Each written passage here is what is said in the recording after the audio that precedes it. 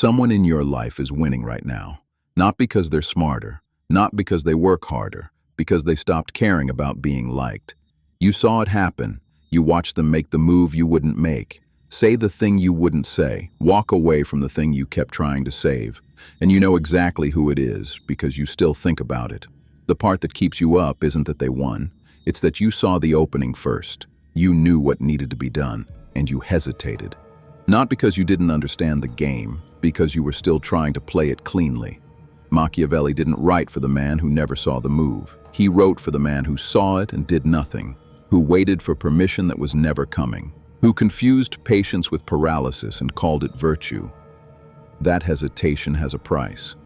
These are the 8 laws that change what you do next. Kindness without power is just weakness other people schedule around. Most men never understand this. They believe patience is virtue. They believe forgiveness builds loyalty.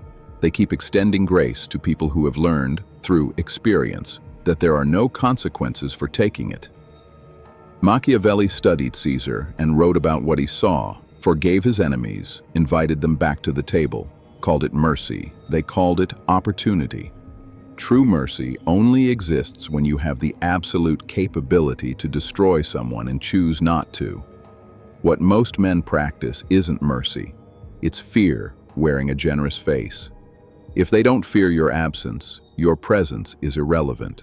Decisive pain once beats slow punishment forever. This is the lesson most men refuse to learn because it sounds brutal until you understand what the alternative costs. Half measures don't teach people, they train them. Every time you punish without finishing it, you show them exactly how much they can take from you and walk away with. Machiavelli was precise about this. Cruelty well used is cruelty inflicted all at once. The wound closes. People adapt. Life continues. Cruelty badly used is cruelty stretched across months. Small humiliations, repeated warnings, second chances that become third chances that become the price of your silence. That is not mercy. That is slow submission dressed as patience. One clean strike changes behavior. Prolonged half-punishment breeds contempt. If you must act, act completely. Then stop. Never half-punish a man and call it discipline. The moment they see you pulling strings, you become the enemy. This is why the most powerful men in any room are rarely the loudest ones in it.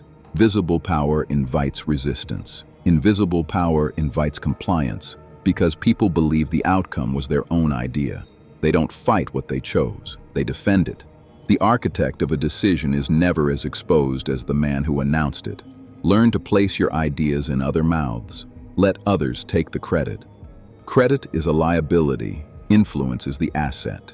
The man who needs to be seen controlling the room has already lost control of it. Real power doesn't perform, it operates. Quietly, continuously, without applause and without fingerprints. You've seen the man who hesitated. You've been him. These laws exist because the game doesn't pause while you decide whether you're ready to play it. If this is the version of you that's done waiting, subscribe.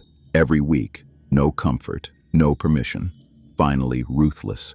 Options create hesitation. Commitment creates force.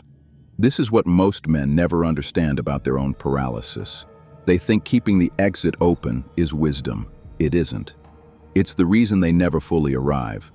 When retreat is possible, the mind allocates energy to retreat. When retreat is gone, the mind has one direction: forward. Sun Tzu called it death ground. Put your army with their backs to the water and they fight differently than men who know the road home is open. This isn't recklessness. This is the deliberate removal of the option that's been quietly draining your commitment. The man who burns the bridge behind him isn't brave. He's done negotiating with the version of himself that wanted to go back. Men become dangerous when retreat is no longer available. Most men spend their energy trying to eliminate opposition. That is a mistake. A known enemy is one of the most valuable assets a powerful man can have. He tells you where you stand. He tests your defenses without you having to ask. He clarifies your priorities in ways that comfort never will. The man who opposes you openly is doing you a service. You know his position. You can read his moves. You can prepare. It's the hidden critic, the smiling ally who reports your weaknesses to someone else, who destroys you. Machiavelli understood this. He wrote about men who neutralized every enemy and then found themselves surrounded by people they couldn't read. Your enemy sharpens you. Respect the man who opposes you clearly. Use him. Never waste a useful enemy by making peace too soon. Love is conditional. Fear is consistent. Machiavelli asked the question plainly. If you cannot have both, which do you choose? Most men choose love because it feels like strength. It isn't. Love is held by a chain of obligation that snaps the moment it becomes inconvenient. The one who loves you will betray you when the cost of loyalty exceeds the cost of leaving. The one who fears you calculates differently. They don't ask how they feel about you. They ask what happens if they move against you. That calculation, not affection, not loyalty, not shared history, is what keeps people in their place. Machiavelli was not describing cruelty, he was describing clarity. Seek respect over affection. Affection fluctuates with mood.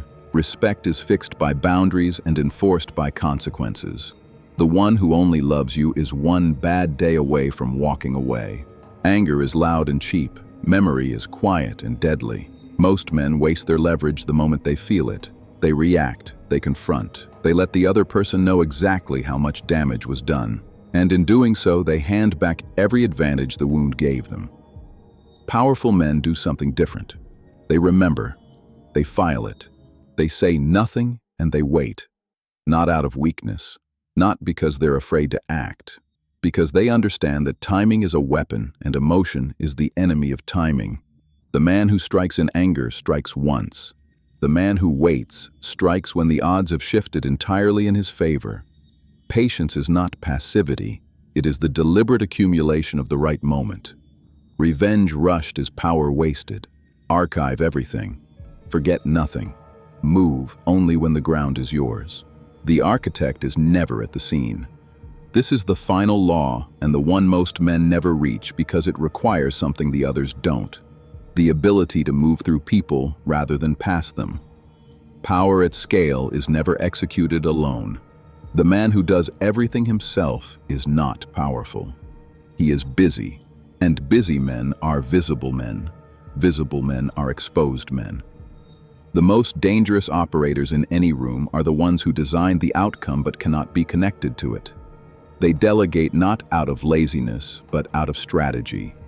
Every intermediary is a layer of distance between the decision and the consequences. Let others execute what you architect. Let others take the credit and the blame in equal measure. Stay removed. Stay clean. Power moves through people. It does not announce itself at the door. The man who needs to be seen doing the work has already confused labor with leverage.